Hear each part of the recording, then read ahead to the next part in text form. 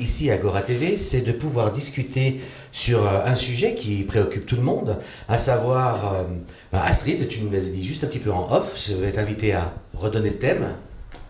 Ouais, l'idée, c'était de expliquer pour que les gens comprennent ce qui se passe. Il y a beaucoup de monde qui cherche à comprendre et pose des questions à travers les réseaux sociaux et partout. Et c'est l'occasion qu'on voit Dominique Garonne ici et puis François Ziebenthal de comprendre la situation, de l'expliquer, de l'éclairer, de rassurer et puis aussi d'aller un peu plus loin en expliquant les solutions. Pas seulement expliquer comme ça. Donc il y a certainement des questions et on a un petit public, on a aussi des questions ici. Donc c'est super d'être ensemble et de pouvoir se réunir en Valais où j'ai grandi. Oh voilà. Peut-être présentez-nous c'est quelque chose, on a appris quelque chose. Ouais, bonjour tout le monde, bonjour, demandé de venir vous voir pour vous expliquer qu'on va faire quelque chose de spécial.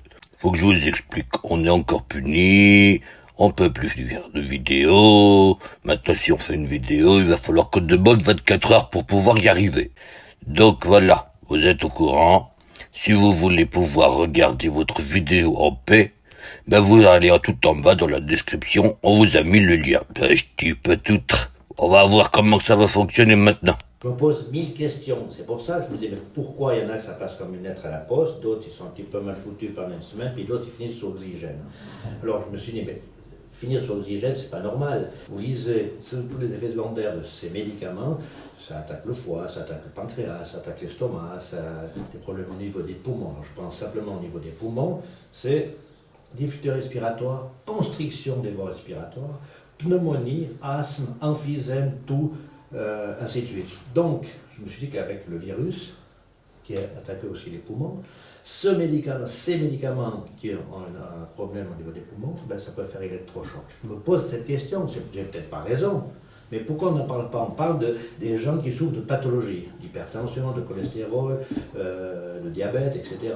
Mais on ne parle pas des médicaments qu'on donne pour ces pathologies. Et je pense que c'est plus les médicaments pour ces pathologies. Le fait que les gens prennent beaucoup de médicaments dans le vieillissement, dans les recherches sur le vieillissement où j'ai beaucoup fait de choses, la polymédication, la polymorbidité, c'est un des grands facteurs de risque. D'ailleurs, c'est à l'âge de 80 ans et plus, on avait fait ça avec l'hôpital Sigler de Berne, une étude au Programme national de recherche vieillesse, qui montrait qu'au-dessus de 80-85 ans, il y avait 11 à 15 médicaments en même temps chez une personne. Donc ça fait des interactions chimiques et médicamenteuses et des pharmacodynamiques qui sont à haut risque de tout faire casser, quoi. Ouais. En fait, si on a quelque chose... D'ailleurs, le taux de mortalité le plus élevé, je trouve que c'est 90% à 85%, c'est chez les personnes de 75 et plus. On le sait. Et déjà, avec 5 médicaments, les effets secondaires, les interactions sont impossibles à contrôler. Déjà après 5 médicaments. Donc, et puis dans les EMS, le minimum c'est 12 médicaments chaque jour. Donc c'est pas normal. Un des effets secondaires, c'est marqué constriction des voies respiratoires. Ouais.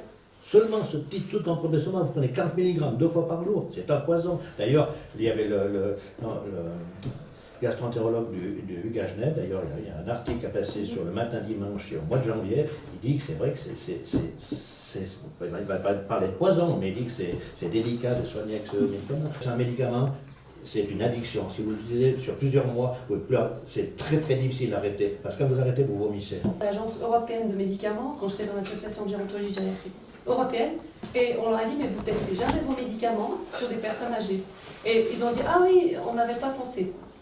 Et après, on leur a dit, mais vous, les interactions médicamenteuses non plus, vous ne testez pas. Ah non, on n'avait pas non plus pensé. Vous voyez, donc on n'a pas d'études scientifiques très claires sur les interactions. Ces effets secondaires, les médecins vont dire, il ne faut pas les lire, et dès qu'il y a quelque chose, ah mais c'était marqué, comme ça ils sont couverts.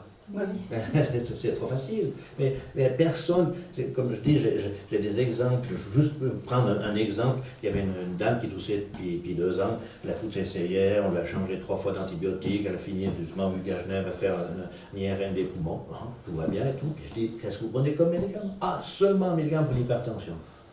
Ouais, piquant, 2 ans. Puis ça vous fait pas type, 2 ans que vous toussez, 2 ans que...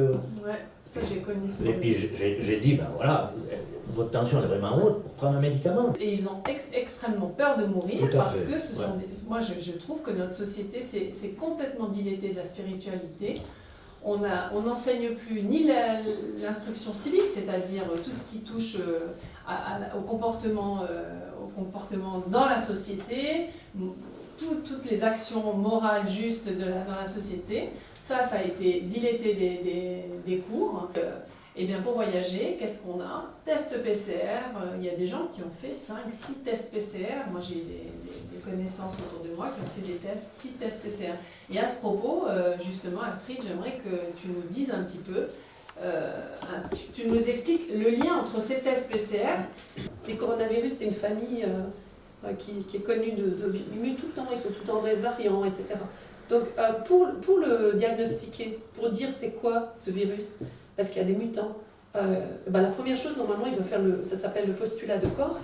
Ils doivent isoler le virus, ils doivent le mettre dans un petri dish, un petit truc de labo qui est complètement séparé. Ils doivent voir son génome et puis ils doivent voir la contagiosité. Est-ce qu'il est contagieux? À combien de jours? S'il n'est pas contagieux, etc. Et en général, les virus, vous êtes malade et vous êtes contagieux. Le séquençage du génome, c'est ça qui détermine de quoi on parle. Et tout à coup, on voit arriver ce test PCR qui est je le dis déjà depuis l'été dernier, j'ai fait partie déjà d'une émission radio où j'ai découvert, parce que je fais de la recherche, je ne suis pas médecin. J'ai un privat de sang de médecine, je suis à la faculté de médecine depuis plus de 25 ans. J'ai été et j'ai fait un doctorat qui est plutôt de l'épidémiologie, un doctorat de santé publique, et puis j'ai fait un privat de sang. Donc je fais de la recherche depuis clinique, avec l'hôpital de gériatrie, ensuite j'ai fait avec l'hôpital universitaire de Genève, ensuite avec la population, et ensuite j'ai fait de la synthèse pour la politique, donc la santé publique. Donc je connais très très bien les méthodologies. Et donc quand on analyse une recherche comme une innovation, je suis expert à la Commission européenne pour l'innovation, donc quand vous avez l'innovation, il faut trouver comment cette innovation, elle va prouver que ce que vous faites, c'est juste. Donc ce PCR, comment on va prouver qu'il diagnostique vraiment quelque chose qu'on a déjà identifié?